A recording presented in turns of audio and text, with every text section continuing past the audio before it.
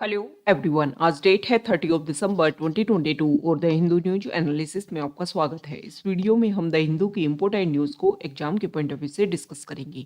नीचे description box में Telegram channel Volcano IAS Academy का लिंक दिया हुआ है। आप Telegram channel Volcano IAS Academy के साथ में जुड़ सकते हैं। वहाँ पर हर exam means UPSC, state PCS and other exams के पॉइंट ऑफ व्यू से काफ़ी इंपॉर्टेंट इन्फॉर्मेशन आप सभी के साथ में शेयर की जाती है। तो चलो स्टार्ट करते हैं। वीडियो को स्टार्ट करेंगे एक ज्योग्राफिकल मैप क्वेश्चन के साथ में। और आज आपका क्वेश्चन ये है कि Tal Chhapar black buck century को आपको मैप में व्यू करना है। फिर इससे रिलेटेड हर इंपॉर्टेंट फैक्ट्स को एंड इन्फॉर्मेशन को कमेंट बॉक्स में टाइप करना है। कल हमने आपसे क्वेश्चन पूछा था अर्जेंटीना कंट्री को लेकर की। तो साउथ अमेरिका कॉन्टिनेंट के सर्दर्न पार्ट पर अर्जेंटीना कंट्री जो है वो एग्जिस्ट करता है। इसके बॉर्डर एरियाज की अगर हम बात करें तो अर्जेंटीना कंट्री वेस्टर्न पार्ट पर चिली, नॉर्दर्न पार्ट पर Bolivia, Paraguay, Brazil, Uruguay and eastern part पर जो है वो अटलांटिक ओशन के साथ में अपनी बॉर्डर शेयर करता है। यहाँ पर हमने बात की बोलिविया एंड पराग्वे की। तो ये दो कंट्री ऐसे हैं साउथ अमेरिका कॉन्टिनेंट में जो लैंड लॉक्ड कंट्री है। साथ ही साथ में आपको इम्पोर्टेंट बात ये भी ध्यान में रखनी है कि अर्जेंटीना कंट्री जो है वहाँ से ट्रॉपिक ऑफ कैप्रिकॉन लाइन जो है वो पास होती है। साउथ अमेरिका कॉन्टिनेंट में tropic of Capricorn line Argentina के अलावा चिली, पराग्वे और ब्राज़ील जो है उससे ये लाइन पास होती है।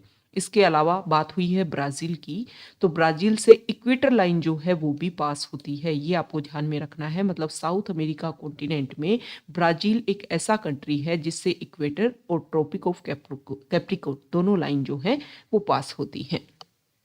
ये जो अर्जेंटीना कंट्री है वो ब्राज़ील कंट्री के बाद में साउथ अमेरिका कॉन्टिनेंट में सेकंड लार्जेस्ट कंट्री है। अर्जेंटीना की कैपिटल जो है वो ब्यूनस आयर्स है। और प्रेजेंट टाइम में अभी 2022 का जो फीफा वर्ल्ड कप है उसको जीता है अर्जेंटीना कंट्री ने, जिसकी वजह से न्यूज़ में बना हुआ था। फीफा वर्ल्ड कप का फाइनल कतर में और फ्रांस के खिलाफ में फाइनल जो है वो अर्जेंटीना ने यहाँ पर खेला था। मेसी जो है उसको प्लेयर ऑफ द टूर्नामेंट इस फीफा वर्ल्ड कप का डिक्लेयर किया गया है और उनको गोल्डन बॉल अवार्ड जो है वो भी दिया गया है। तो ये कुछ इंपॉर्टेंट फैक्ट्स जो हैं वो हमने डिस्कस कर लिए अर्जेंटीना कंट्री को लेकर के भी और साउथ अमेरिका कॉन्टिनेंट को लेकर के भी। द हिंदू को अगर हम डिस्कस करें तो फर्स्ट इंपॉर्टेंट न्यूज़ है द हिंदू के फ्रंट पेज पर। तो हमारा इलेक्शन कमीशन जो है वो कुछ इंपॉर्टेंट न्यू इनिशिएटिव लॉन्च करने वाला है और इसको लेकर के उन्होंने 16 जनवरी को ये जो रिमोट वोटिंग सिस्टम वो नया लॉन्च करने वाले हैं। इसको लेकर के हमारी 8 नेशनल पार्टीज़ एंड 57 जो स्टेट पार्टीज़ हैं उन सभी को यहाँ पर इनवाइट किया है कि 16 जनवरी को इसका डेमो दिया जाएगा और उसके बाद में 31 जनवरी तक जो पार्टीज़ है वो अपने सजेशन हमें बता सकती हैं इस रिमोट वोटिंग सिस्टम को लेकर के। अब ये इश्यू क्या था और किसको सॉल्व करने के लिए रिमोट वोटिंग सिस्टम जो है वो लाया गया। तो हमारे इंडिया में बहुत सारे माइग्रेंट्स हैं जो एक जगह से दूसरे जगह पर काम करने के लिए चले जाते हैं। और अभी प्रेजेंट टाइम में अगर हम हमारे जनरल इलेक्शन में जो डेमोक्रेसी में ज़्यादा से ज़्यादा पार्टिसिपेशन होना चाहिए लोगों का वोटिंग के लिए, वो काफ़ी कम देखने को मिलता है। तो इसमें एक मेजर इशू ये माना जाता है कि जो माइग्रेंट्स हैं वो एक जगह से दूसरी जगह जाने की वजह से जब वोटिंग होती है उनके स्टेट में तो वोट डालने के लिए वापस नहीं आ पाते। कुछ लोग वापस भी आते हैं लेकिन बहुत सारे लोग नहीं आ पाते हैं। तो इसी का सॉल्यूशन लाने की कोशिश की जा रही है ये रिमोट वोटिंग मशीन के थ्रू। तो इसमें जो भी कैंडिडेट है उसको क्या करना होगा, कोई भी जो वोटर है मान लो एक स्टेट से दूसरे स्टेट में जो है वो वर्क करता है और उनका जो रीजनल स्टेट है वहाँ पर वोटिंग होने वाली है, इलेक्शन के लिए वोटिंग होने वाली है, तो उनको क्या करना पड़ेगा कि जो भी उनका होम कंस्टिट्यूएंसी का रिटर्निंग ऑफिसर है उनको प्री नोटिफाइड एक तरीके से टाइम देना होगा। इलेक्शन से पहले बताना होगा कि हम वहाँ पर वर्क करते हैं और ये जो है हम यहाँ पर अवेलेबल जो है वोटिंग के लिए नहीं हो पाएंगे। अब जब ऐसा इस तरीके का प्री नोटिफाइड एक नोटिफिकेशन जो है वो जनरेट होगा तो इस तरीके के वेरिफिकेशन के बाद में फिर वेरीफाइड किया जाएगा उनके होम कॉन्स्टिट्यूएंसी वाले रीजन में कि ये जो पर्सन है ये बाहर वर्क करता है नहीं करता है। और फिर जो है वोटर को अप्रूव किया जाएगा रिमोट वोटिंग फैसिलिटी के लिए। जहाँ पर भी पर्सन अवेलेबल है उनके आसपास वाले रीजन में बूथ जो है उनको सेटअप किया जाएगा। और सबसे इम्पोर्टेंट बात, ये जो रिमोट वोटिंग मशीन है इसमें एक ही मशीन से अभी हम क्या देखते हैं कि हमारा जो बूथ होता है वहाँ पर ईवीएम मशीन होती है और उस ईवीएम मशीन में उसी बूथ के लिए आप जो है वोटिंग कर सकते हो। लेकिन ये जो रिमोट वोटिंग मशीन है इसमें एक से ज़्यादा कंस्टिट्यूएंसीज, ऐसा बोला जा रहा है कि 72 कंस्टिट्यूएंसीज के लिए एक ही मशीन से वोटिंग जो है वो कर पाएंगे। तो ये काफ़ी ज़्यादा बेनिफिशियल रहेगा और जो माइग्रेंट्स हैं उनके लिए भी काफ़ी ज़्यादा यूज़फुल रहेगा। हमारे जनरल इलेक्शन में जो हमारी पॉपुलेशन है उनका पार्टिसिपेशन ज़्यादा से ज़्यादा इंक्रीज होगा। ओके, नेक्स्ट इंपोर्टेंट आर्टिकल है, तो यहाँ पर आरटीपीसीआर नेगेटिव रिपोर्ट के लिए बोल दिया है कि अगर आप 5 एशियन कंट्रीज से इंडिया में एंटर कर रहे हो तो जो भी एयर ट्रेवलर्स हैं उनके लिए आरटीपीसीआर नेगेटिव रिपोर्ट उनके पास में मस्ट होनी चाहिए। अभी कौन कौन से कंट्री हैं, तो China, Japan, south Korea, Singapore and Thailand. RTPCR आप सभी को पता है, पीसीआर जो टेक्नोलॉजी है इसमें क्या किया जाता है, पहले आप पीसीआर को समझिए। पीसीआर में क्या किया जाता है, डीएनए सैंपल जो है आपका लिया जाता है, फिर डीएनए का एक चेन जो है वो पोलिमरेज जो एंजाइम है उसका यूज करते हुए उसकी चेन डेवलप की जाती है और फिर उससे जो वायरस को लेकर के उसकी जांच की जाती है। आरटीपीसीआर में देखो, कोविड जो है वो आरएनए का बना होता है, तो आरएनए को पहले डीएनए में कन्वर्ट किया जाता है। रिवर्स टेक्नोलॉजी है ना RTPCR, reverse technology polymerase chain reaction. तो इसमें क्या होता है, पहले आरएनए को डीएनए में कन्वर्ट किया जाता है और फिर डीएनए की जो चेन है उसको बना करके उससे वायरस का जांच की जाती है। ओके, तो ये आरटीपीसीआर रिपोर्ट है और इसका यूज किया जाता है कोविड का जो भी आप पॉजिटिव हो नेगेटिव हो इन सभी के बारे में जानने के लिए। नेक्स्ट इंपोर्टेंट आर्टिकल है, देखो एक कफ सिरप जो है जो उज्बेकिस्तान में कंज्यूम की गई और ऐसा माना जा रहा है कि वहाँ पर 18 जो बच्चे हैं वो इसकी वजह से इफेक्ट हुए हैं, उनकी डेथ देखने को मिली है। और ये जो कफ सिरप है वो हमारे इंडिया में जो नोएडा रीजन है वहाँ पर इसको बनाया जाता है। तो इसको लेकर के जांच के आदेश दिए हैं कि इंक्वायरी की जाएगी कि इस कफ सिरप की वजह से क्या क्या इशू और किस तरीके से इसका फॉर्मेशन जो है वो किया जा रहा है। देखो इस तरीके के इशू जो है वो पहले भी देखने को मिले हैं। तो हमारी जो भी मेडिकल एजेंसीज होती हैं या जो भी इस तरीके का हम एक तरीके से ऑर्डर देते हैं या जो भी उनको लाइसेंस दिया जाता है उनको लेकर के टाइम टू टाइम एग्जामिन होना चाहिए। और जो भी इशू हैं, जो भी प्रेजेंट टाइम में प्रॉब्लम्स देखने को मिल रही हैं, इनको लेकर के जो भी इस तरीके की जो एजेंसीज होती है, जो मैन्युफैक्चरिंग यूनिट्स होते हैं, वहाँ पर जो भी बेसिक एग्जामिनेशन होना चाहिए कि मतलब अपॉइंटमेंट किनका किया जा रहा है, किस रेशियो में किसका प्रोडक्ट्स का यूज किया जा रहा है, ये सब कुछ जो है वो क्वालिफाइड होना चाहिए और उसका पहले टेस्टिंग होना चाहिए मार्केट में उतरने से पहले, ताकि इस तरीके के इशू जो है वो ना देखने को मिले। क्योंकि अगर आप इंटरनेशनल लेवल पर इस तरीके के इशू देखते हो तो इंडिया के जो भी प्रोडक्ट्स हैं उनको लेकर के जो बिलीफ है वो काफ़ी ज़्यादा कम होता है। ओके, इस तरीके के इशू से। नेक्स्ट इंपोर्टेंट आर्टिकल है, देखो यहाँ पर इंडिया का जो CAD है मतलब करंट अकाउंट डेफिसिट जो है उसके बारे में है। इकोनॉमी पेज पर भी आर्टिकल दिया हुआ है, हम यहाँ पर ही इसको डिस्कस कर लेते हैं। तो यहाँ पर बताया गया है कि इंडिया का जितना GDP है 9 ईयर्स में अगर हम देखें तो हमारा करंट अकाउंट डेफिसिट जो है उसको रिकॉर्ड किया गया है $36.4 बिलियन, मतलब 9 year high of 4.4% of the GDP। जितना GDP है उसका 4.4% जो है वो करंट अकाउंट डेफिसिट जो है वो हमारा देखने को मिला है। What is current account deficit? देखो पहले आप समझिए कि कोई भी जो कंट्री होता है उसमें जो भी इकोनॉमिक ट्रांजैक्शन होता है उन सभी का एक सिस्टमेटिक स्टेटमेंट होता है जिसको बोलते हैं बैलेंस ऑफ पेमेंट, ताकि पूरे वर्ल्ड के साथ में उस कंट्री का क्या क्या इकोनॉमिक ट्रांजैक्शन हुए कुछ टाइम के लिए, मान लो 1 साल के लिए जो भी प्रोसीजर है उनको सबको व्यू किया जाता है कि किसी भी कंट्री ने, इंडिया ने मान लो कि पूरे वर्ल्ड के साथ में कौन कौन से रिलेशन किए, कितने इकोनॉमिक ट्रांजैक्शन मतलब कितना हमने दिया और कितना हमने लिया, ये सारी चीज़ें जो व्यू की जाती है उसको बोला जाता है बैलेंस ऑफ पेमेंट। अब बैलेंस ऑफ पेमेंट इसलिए मेंटेन किया जाता है कि हमने मान लो ज़्यादा रुपए खर्च किए और अर्निंग हुई कम, तो उसके अकॉर्डिंग हमारी जो ट्रेड पॉलिसी है, हमारी जो भी इंपॉर्टेंट पॉलिसी है उनको मेंटेन कर सकते हैं। तो बैलेंस ऑफ पेमेंट का ही एक पार्ट है करंट अकाउंट। करंट अकाउंट में क्या होता है, ये हमारी कंट्री के जितने भी एक्सपोर्ट एंड इम्पोर्ट को क्या करता है, एक तरीके से शो करता है कि हम कितना एक्सपोर्ट करते हैं, कितना इम्पोर्ट करते हैं। तो करंट अकाउंट डेफिसिट यही है कि हमारा जो है वो इम्पोर्ट ज़्यादा हो रहा है और एक्सपोर्ट कम हो रहा है, मतलब मनी जो है वो हम खरीदने में ज़्यादा खर्च कर रहे हैं और बेचने में हमें जो है कम अर्निंग हो रही है। तो इसको बोलते हैं करंट अकाउंट डेफिसिट। ओके, तो ये हमने फ्रंट पेज को डिस्कस कर लिया है। अब हम डिस्कस करेंगे एडिटोरियल पेज को। देखो एडिटोरियल पेज पर 3 आर्टिकल हैं। फर्स्ट जो हमारा आर्टिकल है, यहाँ पर जो राइटर है उन्होंने फोकस किया है और इसको आप जीएस पेपर 3 से रिलेट कर सकते हो, क्योंकि साइबर क्राइम जो है वो इंक्रीज होते जा रहे हैं। राइटर ने बताया है कि बैंक और साइबर फ्रॉड जो है वो इंडिया में बढ़ते जा रहे हैं। अगर हम रिजर्व बैंक ऑफ इंडिया के डाटा की बात करें तो फ्रॉड जो है वो हमारी कंट्री में 100 करोड़ रुपए तक के जो कॉस्ट के जो फ्रॉड है वो देखे जा रहे हैं। लास्ट कुछ सालों में, लास्ट 7 साल का डाटा यहाँ रखा गया है, तो उसमें बताया गया है कि स्कैम जो है वो काफ़ी ज़्यादा बढ़ गए हैं। लेकिन यहाँ पर ये फ्रॉड जो है इनको लेकर के कुछ कंपैरिजन भी किया गया है कि अगर हम 2020-21 में बात करें तो 2020-21 में हमें केस देखने को मिले थे फ्रॉड के, जो ऑनलाइन फ्रॉड है 7,359। ओके, और अभी अब अगर हम प्रेजेंट टाइम में अगर हम कंपैरिजन करें तो 9,103 केसेज जो है वो रिपोर्ट हुए हैं।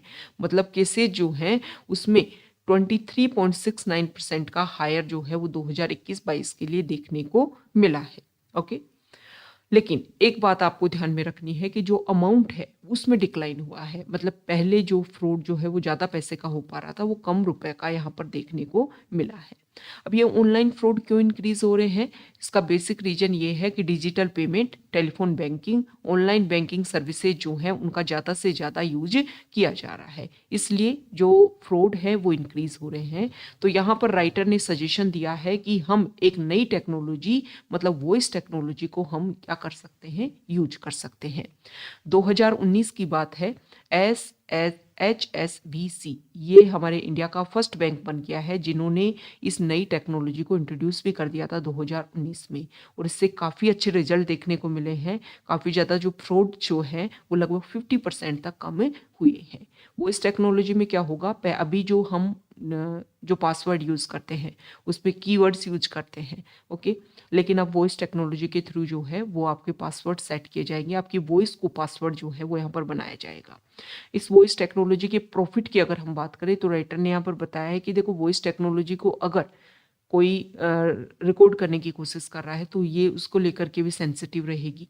साथ ही साथ में ये वॉइस टेक्नोलॉजी जो है अगर आप कोल्ड की वजह से, फीवर की वजह से आपकी जो वॉइस है वो चेंज हो रही है तो उसको भी ये डिटेक्ट इजीली कर पाएगी। तो इसके पॉजिटिव प्रॉफिट है। साथ ही साथ में उन्होंने पॉजिटिव ये भी बताया कि जो भी हमारी बेनिफिट है, जो भी हमारी स्कीम है उसमें भी हम इनिशिएट कर सकते हैं किसको, वॉइस टेक्नोलॉजी को, ताकि जो भी लूपहोल, जो भी इशू देखने को मिलते हैं कि ट्रांजैक्शन को लेकर के, ये सारे इशू जो हैं वो हमारी गवर्नमेंट स्कीम में नहीं हो पाएंगे। ट्रांसपेरेंसी हम मेंटेन कर पाएंगे। जिस कैंडिडेट को रुपीज़ देना चाहते हैं उसी कैंडिडेट के पास में रुपीज़ जाएंगे। ओके, जो भी हम बेनिफिट देना चाहते हैं तो यहाँ पर हम जो है इसको इनिशिएट कर सकते हैं। दूसरा यहाँ पर बताया कि जो क्रिमिनल होते हैं उनको भी पहचानने के लिए वॉइस का यूज किया जा सकता है, क्योंकि अभी प्रेजेंट टाइम में क्या किया जाता है, फेस रिकॉग्निशन जो प्रोसीजर है उसको इम्प्लीमेंट किया जाता है। लेकिन अगर कैमरे के सामने जो क्रिमिनल है अगर उसकी क्लियर इमेज नहीं आ पाती है तो फेस डिटेक्शन जो है वो नहीं हो पाता है। तो वॉइस रिकॉर्डिंग के थ्रू हम इस इशू को भी सॉल्व कर सकते हैं। तो यहाँ पर जो राइटर है उन्होंने बताया है, ये तो पॉजिटिव बात हो गई। अब उन्होंने बोला है कि देखो कोई भी टेक्नोलॉजी जो है वो 100% नहीं होती है, हालांकि इसमें भी कुछ लूप होल जो है वो देखने को मिल सकते हैं, लेकिन ये बताया गया है कि टाइम के साथ में जो इसमें चेंजेस किए गए हैं वो इस टेक्नोलॉजी में वो काफ़ी ज़्यादा इंपॉर्टेंट है और उसकी वजह से इशू जो है वो काफ़ी कम हुए हैं। तो यहाँ पर वॉइस टेक्नोलॉजी के ऊपर हम जो है वो ज़्यादा रिलाई कर सकते हैं। 99% जो है इसके ऊपर रिलाई किया जा सकता है। तो साइबर फ्रॉड को अगर हमें कॉम्बैट करना है तो वॉइस टेक्नोलॉजी को हमें इनिशिएट करना होगा। यहाँ पर जो आर्टिकल है वो नेक्स्ट आर्टिकल आईआर से रिलेटेड, हमारे रीजनल एरिया में कंट्री है मालदीव। तो वहाँ के फॉर्मर प्रेसिडेंट अब्दुल्ला यामीन, उनको क्रिमिनल कोर्ट ने 11 ईयर की जेल सुना दी है कि उन्होंने, उनका जो टाइम पीरियड था 2013 से 2018 के बीच में जब वो प्रेसिडेंट थे तो काफ़ी ज़्यादा इशू उस टाइम देखने को मिले और इसी के बेसिस पर उनको जो है यहाँ पर पनिशमेंट दिया गया है। तो देखो इंडिया में प्रेजेंट टाइम में जो प्रेसिडेंट है वो इंडिया के लिए काफ़ी ज़्यादा बेनिफिशियल है। ये जो प्रेसिडेंट है मिस्टर अब्दुल्ला यामीन, ये चाइना सपोर्टेड थे और अभी प्रेजेंट टाइम में जब से इनके पास में गवर्नमेंट नहीं है तो इन्होंने इंडिया आउट कैंपेन जो है वहाँ पर चला रखा था और काफ़ी ज़्यादा प्रोटेस्ट भी इसको लेकर के देखने को मिला था। तो अब इंडिया के लिए काफ़ी ज़्यादा बेनिफिट है। इंडिया को फोकस करना है कि जो भी हम मालदीव के साथ में हमारे रिलेशन, वहाँ पर जो भी इंफ्रास्ट्रक्चर जो भी हम एस्टेब्लिश कर रहे हैं, जैसे कि greater Male connectivity project, Hanimaadhoo airport, हुल अ, Hulhumale cricket stadium, Gulhifalhu port जो है, ये सभी जो है वो हमने एस्टेब्लिश किया है। इसके अलावा जो भी हमारी कनेक्टिविटी है, जो भी हमारे नेवी से बेस्ड जो भी रिलेशन है, इन सबको भी हमने अच्छे से मेंटेन करने की कोशिश की है। तो इन सभी प्रोजेक्ट के ऊपर इंडिया को ज़्यादा से ज़्यादा फोकस करना चाहिए, ताकि मालदीव में इंडिया को लेकर के एक पॉजिटिव रिस्पॉन्स जो है वो देखने को मिले। और पीपल टू पीपल कनेक्टिविटी जब देखने को मिलेगी, तभी किसी कंट्री के जो रिलेशन है वो बेहतरीन और अच्छे से हो पाएंगे। तो इंडिया को इन सभी के ऊपर फोकस करना चाहिए, और जो भी हमारे रिलेशन में जो भी इशू देखने को मिला, उन सभी को हमें फोकस करने की ज़रूरत है। क्योंकि देखो, पहले के जो प्रेसिडेंट है उनका चाइना सपोर्टिव, और चाइना सपोर्टिव होने से इंडिया के जो रिलेशन है उनको काफ़ी ज़्यादा इफेक्ट जो है वो किसी भी कंट्री के साथ में देखने को मिलता है। नेक्स्ट इंपॉर्टेंट आर्टिकल है एडिटोरियल पेज पर ही, और यहाँ पर जो है वो तालिबान, अफगानिस्तान में जो तालिबान है उसके rule and regulation present time में क्या है, हम सभी ने बहुत बार डिस्कस किया है कि गर्ल एंड वीमेन को लेकर के वो बैन कर रहे हैं कि वो स्कूल कॉलेज ना जाएं। साथ ही साथ में जिम, पब्लिक पार्क, इन सभी में, एनजीओ में अगर वो वर्क करती हैं तो वहाँ पर वो वर्क ना करें। तो तालिबान जो है इन सभी को कंट्रोल करने की कोशिश कर रहा है।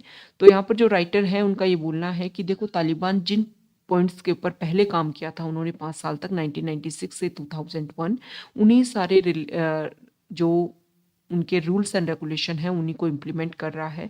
कोर्ट में भी जो सरिया लॉ है उसको इम्प्लीमेंट वहाँ पर किया जा रहा है। तो इन्हीं के बेसिस पर उनकी जो रूल्स एंड रेगुलेशन है वो काफ़ी ज़्यादा चेंज नहीं हुए हैं। अब यहाँ पर इंडिया जो है वो तालिबान के साथ में इंडिया के रिलेशन कैसे हों, तो यहाँ पर देखो इस बात के ऊपर फोकस किया गया है कि इंडिया जो है उन्होंने अपना भी एक प्रोजेक्ट जो है वो वहाँ पर लॉन्च किया काबुल में, और इंडिया अपनी एम्बेसी को दोबारा से ओपन किया है, वहाँ पर जो रिलेशन है उनके ऊपर फोकस कर रहा है। तो मेन कंक्लूजन इस आर्टिकल का ये है देखो, इंडिया ने अपनी स्ट्रेटजी जो है वो काफ़ी ज़्यादा चेंज की है। इंडिया जो है वो अपने पर्सनल बेनिफिट के अकॉर्डिंग जो है वो कंट्रीज़ के साथ में अपने रिलेशन को मेंटेन कर रहा है। और मेन टारगेट इंडिया का ये है कि देखो, तालिबान वहाँ पर है, तालिबान जो है वो वहाँ का ट्रथ है प्रेजेंट टाइम में, उसको मानिए आप। और सभी कंट्री जो हैं वो इसी के अकॉर्डिंग काम कर रहे हैं कि तालिबान अफगानिस्तान की प्रेजेंट टाइम में सच्चाई है। हमारा मेन टारगेट होना चाहिए कि वहाँ की जो पॉपुलेशन है उनके रूल रेगुलेशन राइट्स इन सभी के लिए हम काम कर सके। और ये हम तब कर पाएंगे जब वहाँ पर हम अपनी अवेलेबिलिटी कर पाएंगे, हम वहाँ पर जो प्रोजेक्ट्स हमने हॉस्पिटल, एजुकेशन, इन सभी के लिए जो साथ ही साथ में वहाँ पर डैम, रोड, इन सभी का जो कंस्ट्रक्शन हम कर रहे थे वो रेगुलर करें। जो भी वहाँ की पॉपुलेशन है उन सभी को बेसिक जो चीज़ें हैं वो प्रोवाइड करवाएं, तभी जाकर के तालिबान के साथ में हम रिलेशन को भी मेंटेन कर पाएंगे। और जो इशू है, या तो हम बाहर से बैठ के ऑब्जर्व करें कि अच्छा तालिबान ऐसा ऐसा कर रहा है, या फिर हम जो है ग्राउंड लेवल पर उनके साथ में उतरें और जो भी इशू है उनको सॉल्व करते हुए रूल्स एंड रेगुलेशन को एस्टेब्लिश करें। तो इंडिया जो है उन्होंने इसी स्ट्रेटजी को फॉलो किया है कि हम तालिबान के साथ रहते हुए जिन भी पॉइंट्स को लेकर के मेन ऑब्जेक्टिव है कि वहाँ की जो पॉपुलेशन है उनके लिए हम जो है वो humanitarian add and assistance provide कर सकें, और जो भी इशू हैं उनको सॉल्व कर पाएं। नेक्स्ट इंपॉर्टेंट आर्टिकल है टेक्स्ट पेज पर, और यहाँ पर जो आर्टिकल है Karnataka Maharashtra border issue. Okay, तो देखो इसके बारे में यहाँ पर बताया गया है। इशू है 1956 का जो स्टेट रीऑर्गेनाइजेशन एक्ट है, जिसमें लिंग्विस्टिक बेसिस पर स्टेट की जो बाउंड्री है उसको डिसाइड किया गया था। तो इसमें महाराष्ट्र में मराठा स्पीकिंग कुछ पार्ट जो है वो कर्नाटका में आ गया था। अब इसमें जो है महाराष्ट्र तभी से इसको लेकर के क्या कर रहा है, अपने कोशिश कर रहा है कि हमें एरिया वापस दे दिया जाए, लेकिन कर्नाटका बोलता है कि ये हमारा एरिया है और हमारे अंडर ही आता है। अभी कुछ टाइम पहले क्या किया कि वहाँ का कुछ एरिया है जहाँ पर महाराष्ट्र का कुछ एरिया है जाट प्रोविंस, जहाँ पर क्या है कि वो वोटर की अवेलेबिलिटी नहीं है, जिसकी वजह से काफ़ी ज़्यादा इशू है। तो कर्नाटका ने ये बात क्लियर की, कर्नाटका ने ये स्टेटमेंट दिया कि हम उस एरिया को अपने अंडर में लाना चाहते हैं और हम चाहते हैं कि वहाँ पर वोटर की अवेलेबिलिटी जो है हम करवा सके, क्योंकि महाराष्ट्र वहाँ पर वोटर की अवेलेबिलिटी नहीं करवा पा रहा है, जिसके बाद से बॉर्डर इशू जो है वो ज़्यादा इंक्रीज हो गया है। तो देखो जब ये बॉर्डर डिमार्केशन हुआ था तब 865 मराठी स्पीकिंग विलेज जो हैं वो शामिल कर दिए गए थे कर्नाटका में। तो इसको लेकर के तभी से इशू बना हुआ है। फिर इसके बाद में 1966 में महाराष्ट्र के इंसिस्टेंस पर महाराष्ट्र ने इसको लेकर के जो सेंट्रल गवर्नमेंट है उसको बोला, तब प्राइम मिनिस्टर थी इंदिरा गांधी जी, तब उन्होंने एक कमीशन बनाया था महाजन कमीशन, और फिर महाजन कमीशन ने रिकमेंडेशन दी थी 264 विलेजेस जो है उनको महाराष्ट्र को दे दिया जाए, और बेलगाम वाला जो रीजन है जिसको बेलगवी बोलते हैं वो रीजन दे दिया जाए कर्नाटका को। लेकिन इसको लेकर के जो रिजल्ट है, कर्नाटका इस बात पे खुश था लेकिन महाराष्ट्र ने इस रिपोर्ट को रिजेक्ट कर दिया। ओके, तो ये महाजन कमीशन है जो न्यूज़ में बना हुआ था। और यहाँ पर क्या किया, जो कर्नाटका है वो बेलगवी रीजन को लेकर के महाराष्ट्र क्लेम करता है, लेकिन इस रीजन पर 2006 से जो बेलगवी एरिया है वहाँ पर महाराष्ट्र जो कर्नाटका स्टेट है वो अपना विंटर सेशन अपना लेजिस्लेचर का कंडक्ट करवाने लग गया, ये चीज़ क्लेम करने के लिए कि हमारा ही रीजन है। ओके, तो इस तरीके का इशू है, इसको सॉल्व किया जा सकता है, सेंट्रल गवर्नमेंट इसमें इंटरवीन करे। लेकिन इस आर्टिकल में बताया गया है कि सेंट्रल लेवल की जो पार्टीज हैं, क्योंकि दोनों स्टेट में उनका बेस है, वो किसी भी स्टेट को अपने अगेंस्ट नहीं करना चाहती, तो इसको लेकर के कोई स्टेटमेंट जो है वो नहीं देती है। लेकिन यहाँ की कुछ लोकल पार्टीज हैं जो यहाँ पर फोकस कर रही हैं इस एरिया को लेकर के। नेक्स्ट इंपॉर्टेंट आर्टिकल है न्यूज़ पेज पर, और यहाँ पर जो हमारे यूनियन होम मिनिस्टर हैं उन्होंने बीएसएफ का प्रहरी ऐप जो है वो लॉन्च किया, और इस टाइम पर उन्होंने फोकस किया कि हमारे बॉर्डर एरियाज़ को अगर हमें सिक्योर करना है तो हमें ऐसे विलेज वहाँ पर डेवलप करने होंगे जिनमें एक पैट्रियोटिज्म जो है वो कंट्री के लिए हो। साथ ही साथ में उन्होंने बताया कि बॉर्डर एरियाज़ को परमानेंट फेंसिंग के थ्रू कंट्रोल करना काफ़ी मुश्किल है, क्योंकि टोपोग्राफिक लेवल पर अगर हम देखें तो काफ़ी ज़्यादा हार्ड एरिया है जहाँ पर आप कंस्ट्रक्शन जो है वो नहीं कर सकते। तो वहाँ पर सिर्फ हमारे विलेजेज इस तरीके के हों, वहाँ के विलेजर्स इस तरीके के हों कि पैट्रियोटिज्म जो है, नेशनलिटी जो है, कंट्री के लिए जो भी उनकी भक्ति जो है वो उसमें दिखे, तभी जा कर के इस तरीके के जो इशू हैं उनको हम सॉल्व कर सकते हैं। नेक्स्ट इंपोर्टेंट आर्टिकल है, यहाँ देखो RTI राइट टू इन्फॉर्मेशन जो है उसको लेकर के अलग अलग स्टेट की परफॉर्मेंस यहाँ पर शो की गई है। तो जो तमिलनाडु स्टेट है वहाँ पर सबसे वर्स्ट परफॉर्मिंग जो है वहाँ की देखने को मिली है। मतलब RTI के लिए फाइल अगर किया जाता है तो रिजल्ट में कन्वर्जन जो है वो वहाँ पर काफ़ी कम देखने को मिलता है। देखो, राइट टू इन्फॉर्मेशन जो है उसको हमारे जो फंडामेंटल राइट्स है उसका इंटीग्रल पार्ट माना गया है, क्योंकि आपको फ्रीडम टू स्पीच जो है वो राइट दिया गया है, लेकिन आप बोलोगे तभी ना जब आपके पास में इन्फॉर्मेशन होगी। तो राइट टू इन्फॉर्मेशन जो है वो हमारे फंडामेंटल राइट्स का इंटीग्रल पार्ट है, और जो भी इन्फॉर्मेशन हमारी पॉपुलेशन लेना चाहती है वो उनको अवेलेबल करवानी चाहिए। ओके, जो हमारा फॉरेन पेज है उस पर ये बात बताई गई है कि रशिया और यूक्रेन जो वॉर है इसके बारे में कुछ इंपॉर्टेंट बातें यहाँ पर रखी गई हैं। साथ ही साथ में चाइना में जो कोविड की जो स्ट्रेटजी है उसको लेकर के यहाँ पर बताया गया है। इसके अलावा अगर हम बात करें तो देखो, जो नॉर्थ कोरिया है वो रेगुलर ड्रोन्स के पर्सपेक्टिव से, साथ ही साथ में बहुत सारे मिसाइल इन सभी को लेकर के वहाँ पर जो भी अपना प्रोसीजर है वो इम्प्लीमेंट करता रहता है, जिसकी वजह से काफ़ी ज़्यादा इशू वहाँ पर साउथ कोरिया, जापान, चाइना, ये जो कंट्री है इनको लेकर के इशू बना रहता है सिक्योरिटी के पर्सपेक्टिव से। ओके, तो यही आर्टिकल जो है वो यहाँ पर दिए हुए हैं। तो ये आज का हमारा द हिंदू न्यूज़पेपर का डिस्कशन था। अगर आप यहाँ तक आए हैं, वीडियो आपको अच्छा लगा है तो प्लीज़ वीडियो को लाइक कीजिए, शेयर कीजिए और चैनल को सब्सक्राइब कीजिए। Okay, thank you.